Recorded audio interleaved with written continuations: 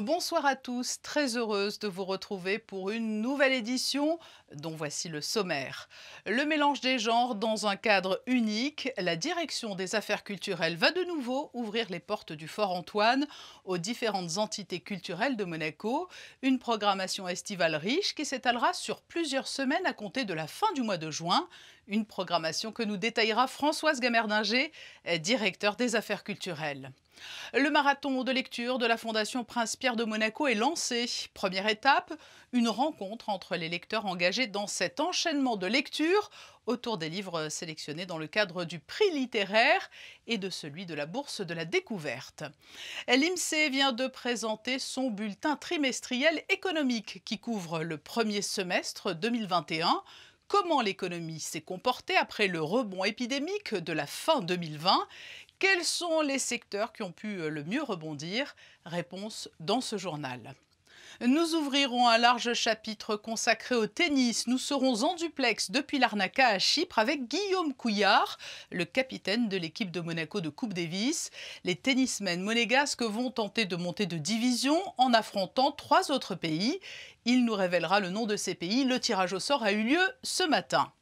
Monaco, terre de tennis depuis toujours, avec cette équipe de Coupe Davis, avec un tournoi historique, avec un club qui jouit d'une situation géographique unique et avec la présence régulière des plus grands noms du tennis qui viennent s'entraîner à Monaco. Nous serons avec le directeur de l'ATP, l'ancien joueur Andrea Gaudenzi, pour évoquer toutes ces facettes. Il réside à Monaco et lui aussi continue de pratiquer ce sport sur les cours du Monte Carlo Country Club. Et puis ils n'ont pas démérité, se sont illustrés sur les routes de col de légende du Tour de France. Le Focus Info de ce journal sera consacré aux carabiniers cyclistes qui viennent de prendre part à un stage d'entraînement de haut vol à Bagnères-de-Luchon avec, excusez du peu, l'ancien vainqueur 88 de la Grande Boucle, l'Espagnol Pedro Delgado. On connaît donc depuis aujourd'hui la programmation estivale de la direction des affaires culturelles. Beaucoup de dates, beaucoup de diversité. Et pour nous en parler, le directeur des affaires culturelles, Françoise Gamerdinger, bonsoir. Bonsoir Patricia.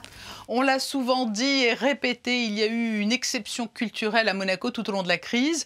Le spectacle vivant, les restés vivants. Et cet été ne démentira pas cette dynamique. Tout à fait, Patricia, puisque nous abordons une programmation telle que nous l'avons établie l'année dernière, c'est-à-dire à la fois les entités culturelles de la Principauté et la direction des affaires culturelles qui se retrouvent ensemble pour la programmation du Fort Antoine. Oui, donc vous reprenez une formule qui a marché et avec cette constante, le cadre, le Fort Antoine. Oui, nous sommes ravis d'avoir ce petit écrin patrimonial qui nous permet de faire des spectacles en plein air et qui nous a déjà permis l'année dernière d'accueillir le public après la crise sanitaire. Donc c'était vraiment important, c'est un lieu de communion culturelle. C'est un mélange des genres en quelque sorte que vous allez proposer ? Oui, tout à fait, puisque le nouveau musée, le Printemps des Arts, la Fondation Prince-Pierre, l'Institut audiovisuel, l'Orchestre Philharmonique de Monte-Carlo, le Théâtre Princesse Grace, j'espère n'oublier personne, nous rejoignent pour programmer tout au long de l'été des spectacles, bien évidemment de musique, mais aussi donc littéraire, cinéma, art contemporain. Donc il y en a pour tous les goûts et nous sommes ravis de pouvoir accueillir cette grande diversité. Et c'est toujours un exercice difficile, mais tout de même quelques exemples s'il ne fallait retenir que quelques spectacles. Par exemple, nous avons un magnifique concert programmé par le Printemps des Arts. Donc, c'est le premier rendez-vous de Bruno Mantovani avec Monaco. Après, nous avons également une conférence philosophique sur l'amour. Donc, des rendez-vous importants et qui vont donner envie de se retrouver assis côte à côte avec le masque. Et puis vous avez conservé cette tradition de faire venir des troupes de théâtre qui proposent des spectacles tous uniques. Nous avons à la direction des affaires culturelles Ambre Pietri qui assure la direction artistique de cette saison d'été et qui, malgré les conditions sanitaires, est parvenue à nous à découvrir des pépites et à nous les faire partager tout au long de l'été. Donc nous aurons 5 spectacles de théâtre au sein même du Fort Antoine, en plus de la programmation du Théâtre Princesse Grace. C'est la grande force de Monaco, toutes ces entités culturelles qui cohabitent, collaborent et créent ensemble. Oui, c'est une grande force, c'est un paysage auquel je suis très attachée, c'est-à-dire d'avancer ensemble, de proposer ensemble. Nous sommes beaucoup plus forts et nous montrons aussi à quel point la politique culturelle est importante en principauté et que grâce à ce concours de tous les imaginaires et de toute cette créativité, nous parvenons à offrir une saison d'été plus que merveilleuse. Et j'aimerais que l'on s'attarde sur une soirée, en particulier celle du 23 juillet, une soirée hommage qui a été préparée par celui à qui l'on va rendre hommage. Il y a quelques semaines, il avait travaillé encore avec nous pour programmer un hommage, l'hommage à Ennio Morricone, et cette soirée sera dédiée à notre ami Jean-René Palacio. On y tenait tous parce qu'il a vraiment participé, il y tenait très fort. Donc nous serons avec lui sous les étoiles du Fort Antoine. Un hommage au cœur de cette programmation donc qui débutera fin juin pour s'étaler jusqu'au 6 août. Oui, tout à fait, puisque après, il y aura un enchaînement avec le Festival mondial du théâtre amateur qui se tient tous les 4 ans. Le Fort Antoine donc, et en parallèle, le traditionnel Festival d'orgue. Cette année, nous aurons 7 concerts. Nous sommes ravis d'avoir cette programmation un petit peu plus étoffée que l'année passée. Et également une conférence pour présenter le livre sur le grand livre des orgues en principauté. Et nous fêterons un bel anniversaire. Et oui, c'est passé très très vite puisqu'il y a déjà 10 ans qu'il y a eu donc la restauration totale du grand orgue de la cathédrale. Et nous aurons un concert tout spécial pour fêter cet anniversaire, à savoir que tous les organistes de la principauté se retrouveront pour animer cette soirée et pour jouer sur le grand orgue de la cathédrale.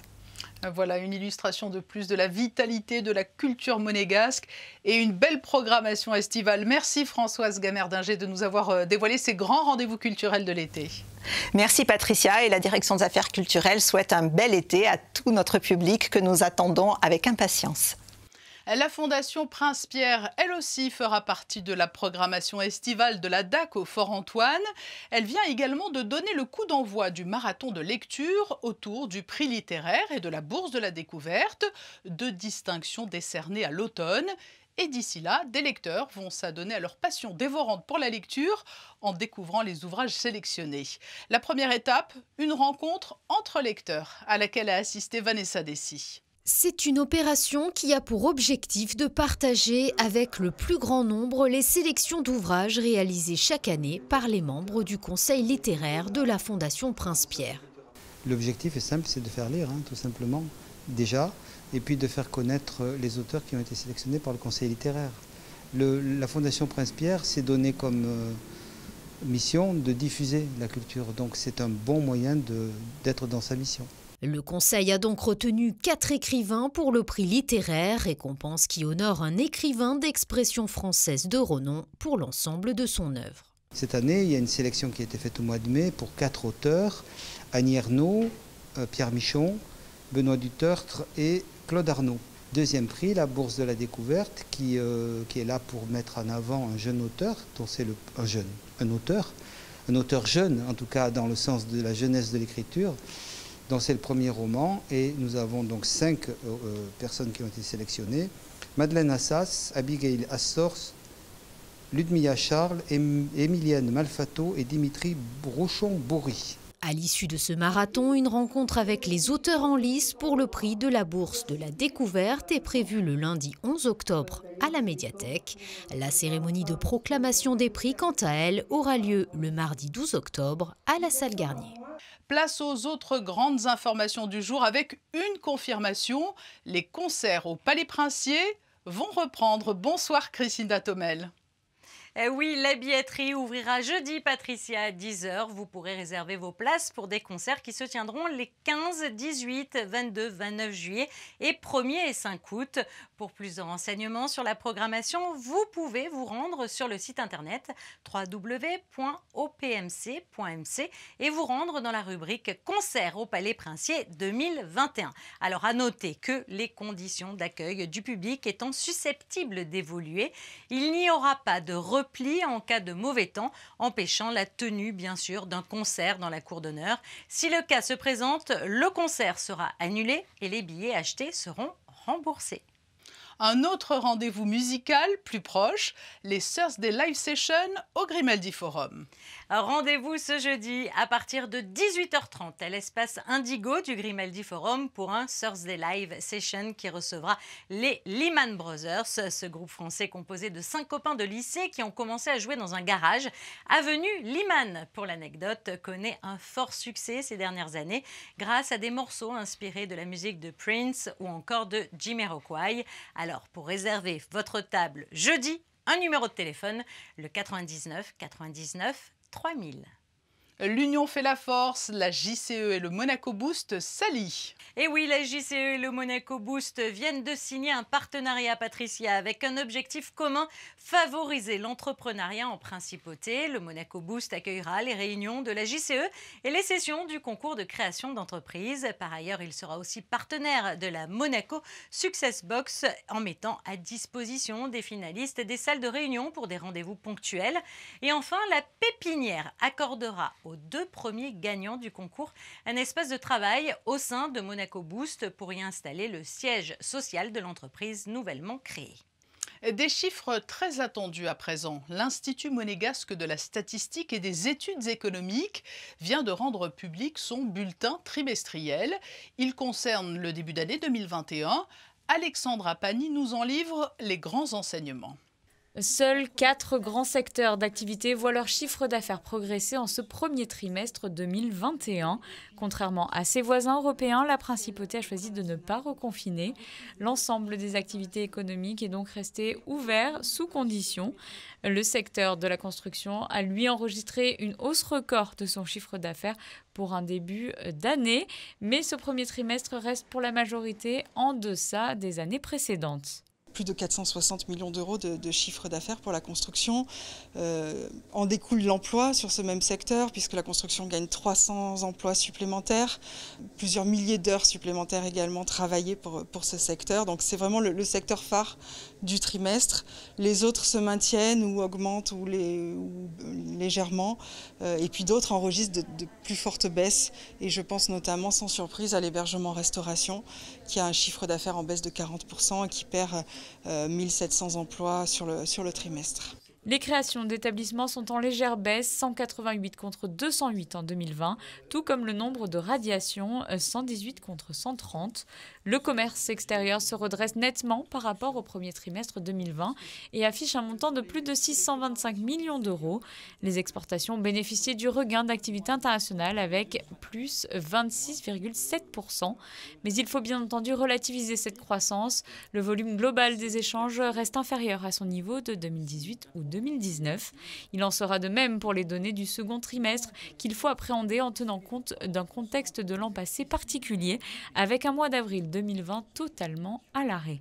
Aujourd'hui, on observe que le mois de mars 2021 a permis le rebond de certains indicateurs économiques, l'emploi, les heures travaillées. On a vu cette légère augmentation au mois de mars sur certains indicateurs. On espère qu'on est sur la bonne tendance, mais il faut rester prudent sur les comparaisons. Au 31 mars 2021, le chiffre d'affaires de la principauté hors activité financière et d'assurance s'élève à 3,22 milliards d'euros, en recul de 259 millions d'euros par rapport à 2020. Toutes les données du bulletin économique du premier trimestre sont à retrouver sur le site imc.mc. Le chapitre sportif de ce journal avec un large volet tennistique. Monaco connaît depuis aujourd'hui ses adversaires en Coupe Davis. Le tirage au sort du tour qui se déroule cette semaine à Chypre a eu lieu ce matin et le capitaine des Rouges et Blancs est avec nous. Bonsoir Guillaume Couillard. Bonsoir. Vous allez nous révéler le tirage au sort des matchs de ce tour de Coupe Davis dans quelques instants. Mais peut-être avant d'entrer dans le vif du sujet, nous allons recontextualiser tout cela. Dans quelle division se trouve aujourd'hui l'équipe de tennis de Monaco? Alors cette année, on joue dans la 3e division, le groupe 3 zone Europe, donc ici à Chypre. On se souvient qu'il y a eu une modification douloureuse des règles du jeu en défaveur de Monaco, mais c'est oublié tout cela aujourd'hui, tout le monde est remotivé? Oui, c'est oublié, on va dire qu'on a à cœur de remonter dans le groupe 2, dans lequel on aurait dû rester avant ce nouveau règlement d'il y a 2-3 ans maintenant. Donc oui, on est boosté pour ça.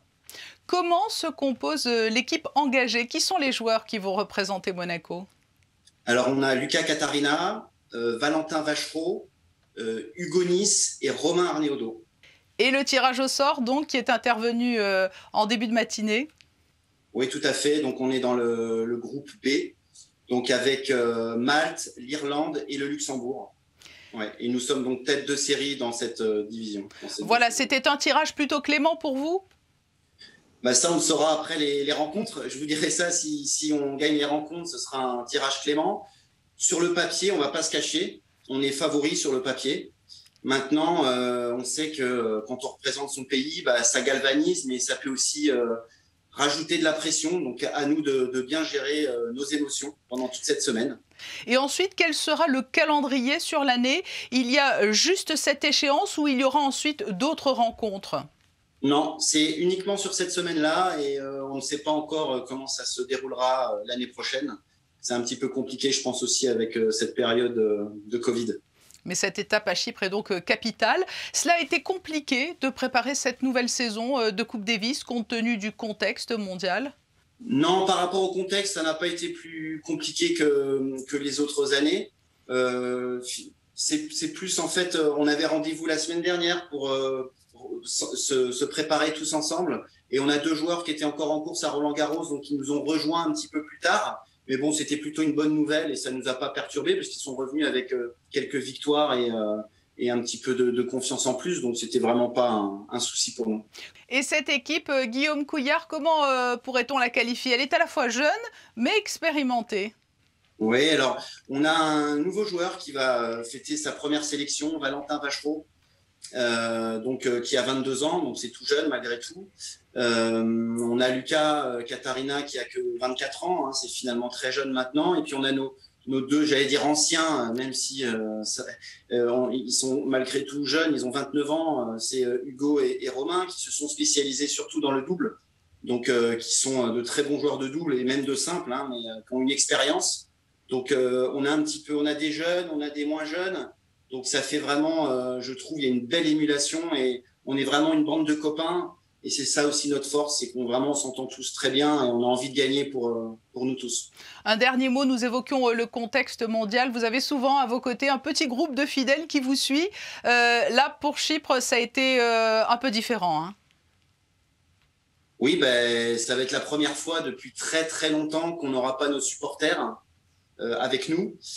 Donc voilà, on va faire ça. On a un peu l'habitude, hein, parce que depuis 1 an, on joue sans spectateurs quasiment. Ça revient un petit peu là avec Roland-Garros et tout ça, mais en règle générale, on joue devant 0 spectateur, donc ça va pas changer grand-chose. Voilà, c'est tout. On l'évoquait avec Benjamin Balleret il y a quelques jours. Cette absence de public, cela peut peser sur le mental? Alors, bien évidemment. Donc là, nous, on joue à l'extérieur. Donc finalement, c'est un peu moins gênant pour nous parce que justement, il y a Chypre qui joue à domicile. Ils n'auront pas leurs spectateurs. Donc c'est vrai que c'est eux qui vont plus souffrir de ça. Mais bien évidemment, avoir nos supporters avec nous, c'est quelque chose qui rajoute de l'envie. Et c'est vrai que ça galvanise. C'est vraiment quelque chose de vrai, quoi. C'est réel, ça, hein. Eh bien, écoutez, en tout cas, nous vous suivrons donc d'ici la fin de la semaine sur Monaco Info, pas à pas. Guillaume Couillard, merci d'avoir répondu à nos questions en duplex de Larnaca à Chypre. Avec plaisir, merci. Tous les espoirs sont donc permis pour une remontée dans la division supérieure. L'esprit tennis a toujours soufflé à Monaco. Au club exceptionnel du MCCC s'ajoute un tournoi historique et particulièrement prisé, sans compter les plus grands joueurs qui ont fait de la principauté leur camp d'entraînement privilégié. Et parmi les fidèles que l'on peut apercevoir jouer sur les cours monégasques, un ancien champion italien qui est aujourd'hui à la tête de l'ATP. Bonsoir Andrea Gaudenzi. Bonsoir à tous. Vous êtes à Monaco, où vous vivez. Monaco, c'est une vraie terre de tennis. Il y a ce tournoi historique, magnifique, et cet endroit où de nombreux joueurs viennent s'entraîner.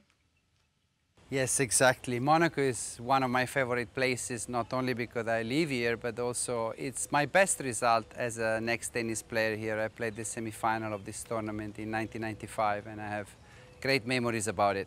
Andrea Gaudenzi, Roland Garros vient de s'achever. Quel bilan peut-on dresser de cette édition 2021? Cela a tout de même été un beau succès compte tenu de la crise qui persiste. No, I think it was an amazing result. I mean, I briefly looked at the audience on TV and all the digital numbers. There was an incredible engagement from the fans on all sides, both men and women.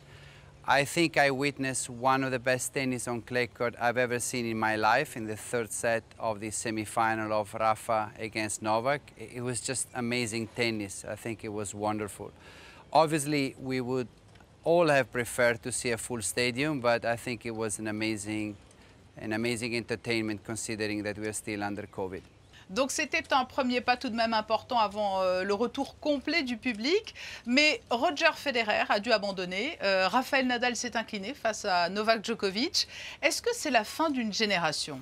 Well, I don't think we're quite there at the end. Obviously, you know, they're aged advanced. Roger is likely to aim to try to win Wimbledon and to play well at the end of the season.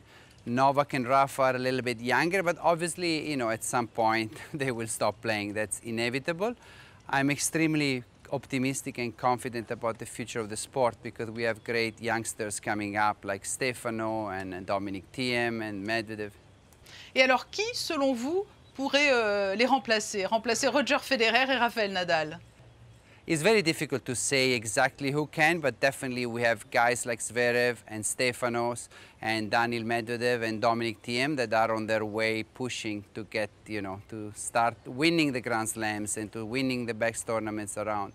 I think we are in a very good place as an exchange of a new generation. Andrea Gaudenzi, après vous êtes illustré sur les cours, vous êtes donc aujourd'hui le patron de l'ATP. Certains joueurs qui sont au-delà du top 100 se retrouvent aujourd'hui dans une situation délicate en raison de la crise. Est-ce qu'il faudrait peut-être étendre ces fameux money prices? It's not an easy situation because the tournaments rely around 45% on the revenue from ticketing. So also the tournament had major losses in the last couple of years due to COVID. As a consequence, we had to cut the prize money, but in all fairness, the prize money cut was done at the highest level because we kept the first and second round prize money level almost at the same as 2019. So all in all, we are about a reduction of 23%, which was mostly covered by the top 30 player. So it's unfair to say that the lower ranked player really suffered a lot in the last 2 years. I think it's more the high ranked players and the one who arrive at the end of the tournaments and play the semi-final and finals. Une dernière question, Andrea Gaudenzi. Alors là, vous n'êtes pas spécialement en tenue, mais vous jouez toujours. Hein. Il n'est pas rare de vous croiser sur les cours du MCCC. I do play with my kids sometimes. I have 3 boys who train on a daily basis here at the country club, and sometimes I play with them. Not a lot lately, unfortunately, because I'm too busy on the job, but I try to keep myself fit, and I still enjoy playing in this club, one of the most beautiful clubs in the world. Merci beaucoup, Andrea Gaudenzi, d'avoir répondu à notre invitation. Merci à vous. Bonsoir. Du sport encore, avec du basket. La Roca Team a malheureusement raté sa dernière sortie de la saison à l'extérieur lundi soir, Crescinda. Oui, les Monégasques se sont inclinés sur le parquet de Nanterre, 86-79. Monaco s'incline donc pour la 4e fois sur les 6 derniers matchs et reste 3e au classement. Les hommes de coach Z devront se reconcentrer sur les matchs décisifs pour espérer soulever un premier trophée de champion de France le 26 juin prochain. Avis aux amateurs de rugby à 7.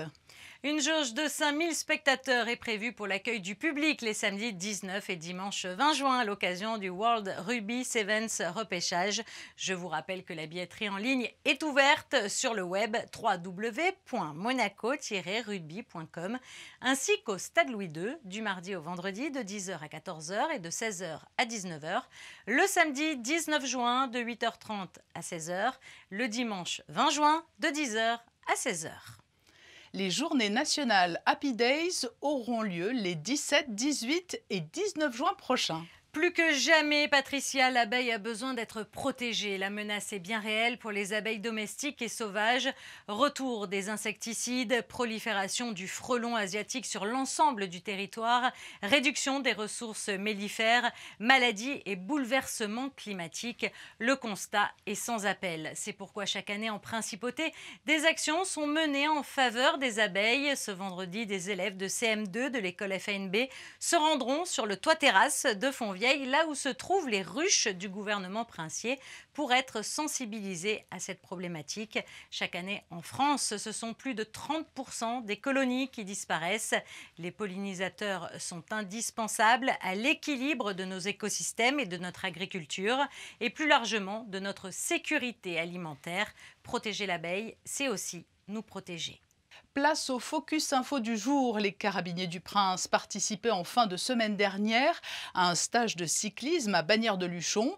Pour l'occasion, ils arboraient leur nouveau maillot aux couleurs de Fighteds Monaco, l'association présidée par la princesse Stéphanie.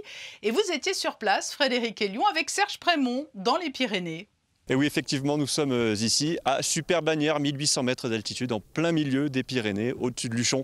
C'est ici, dans la région, que les Carabiniers du Prince ont fait ce stage de 3 jours, un stage organisé par l'adjudant-chef Denis Raymond. Bonsoir Denis. Bonsoir.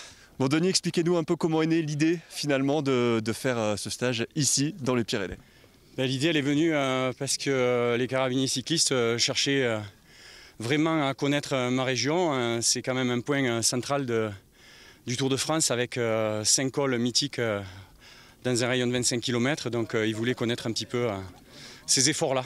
Et ça a été un stage intense de 3 jours. Je crois que vous leur avez concocté un sacré programme. Oui, ça a été 2 étapes à peu près de 5 km avec à chaque fois un dénivelé de 2200 mètres.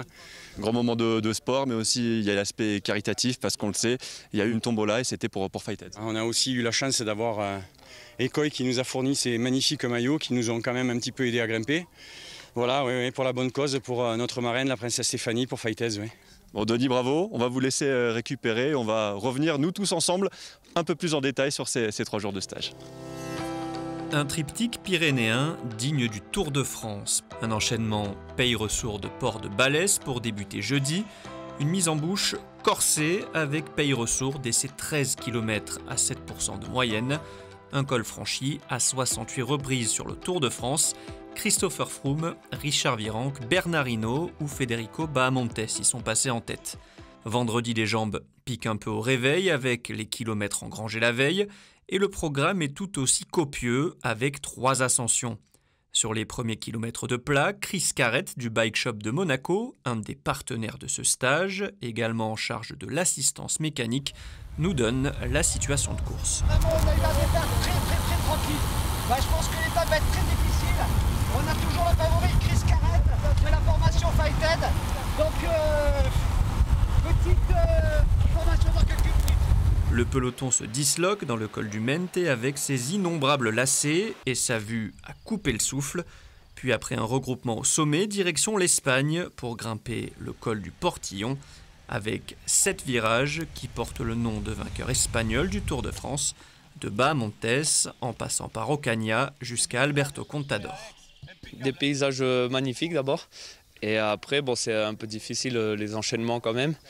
Mais bon, ça se fait, on prend du plaisir et c'est le principal, quoi. Ça fait mal aux pattes, comment il fallait faire? Fallait gérer un petit peu tout au long de la matinée, c'est ça? Après la mise en bouche de hier, c'était compliqué.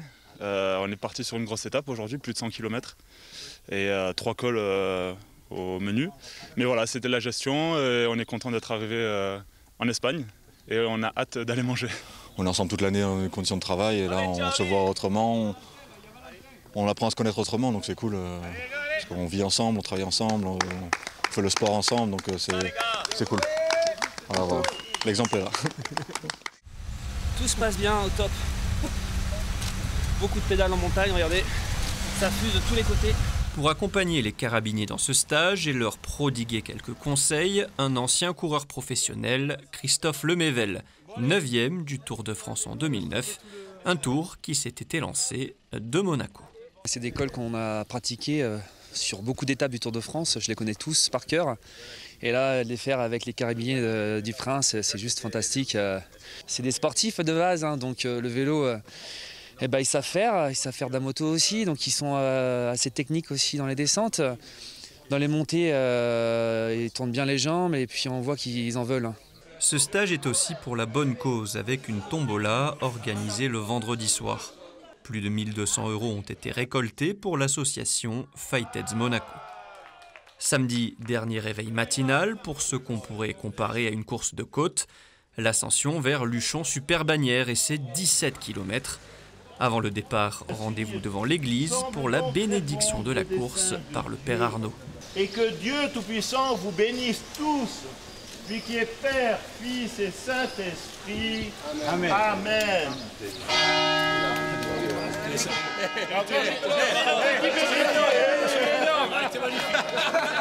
Pour accompagner les carabiniers sur cette montée vers Super-Bagnères, un invité de marque, Pedro Delgado, vainqueur du Tour de France 88. À 61 ans, le coup de pédale est toujours aussi aérien. C'est plus dur maintenant. Ce n'est pas les mêmes cols que j'ai monté quand j'étais professionnel. Mais une jour comme ça, c'est une jour pour le plaisir, pour faire des vélos. Et nous avons passé une très bonne journée. C'est très amusant de trouver toujours des personnes qui aiment le cyclisme, pas vraiment pour faire un grand sport, mais pour le plaisir de faire des vélos. C'est très bien et une place comme ça, une Super-Bagnères, c'est formidable. Ah, franchement, c'était super. C'était une super organisation. Là, je viens d'arriver il y a 1 minute, donc j'ai un peu le souffle coupé.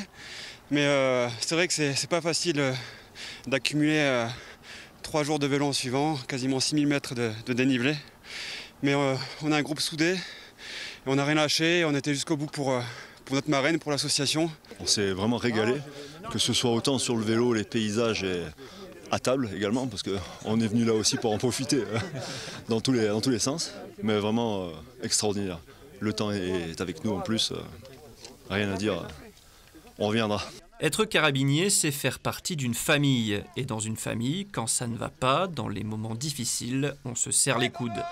Alors quand Donovan est en souffrance dans les derniers hectomètres de la montée qui mène à Super-Bagnères, tout le monde se réunit pour une scène qui sent bon le Tour de France.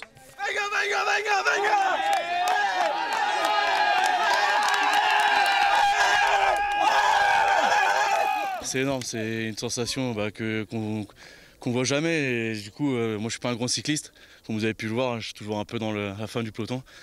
Non, c'est une belle aventure, on est là pour fighter, donc pensez à la princesse, puis à nos collègues qui sont de garde quotidiennement, et voilà quoi.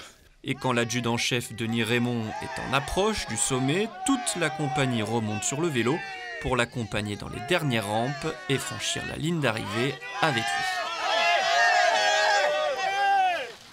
Le mental est marraine, exceptionnel. Je ne me rappelais pas que c'était aussi dur. Pas le temps de profiter du superbe panorama au sommet, avec notamment le pic d'Aneto, encore enneigé, le point culminant des Pyrénées du haut de ses 3404 mètres.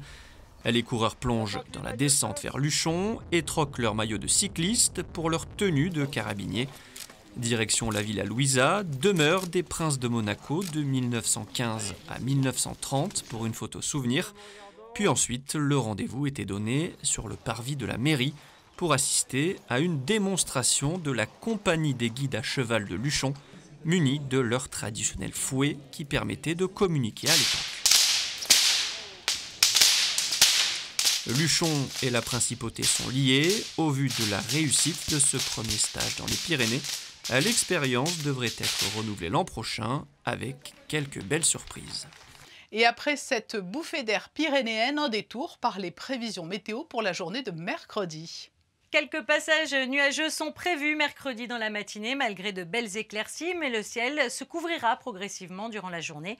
Du côté du thermomètre, il fera 26 degrés au meilleur moment de la journée et 21 degrés pour les minimales. La température de l'eau sera à 23 degrés. Le soleil se lèvera à 5h46 et se couchera à 21h15. Mercredi 16 juin, nous fêterons les Régis. Ce journal s'achève. Nous nous quittions hier sur de belles images de terre battue. Aujourd'hui, le bleu de la piscine du Stade nautique, un incontournable rafraîchissant de la saison estivale. Je vous donne rendez-vous demain à 19h pour un nouveau journal. Très belle et douce soirée à vous.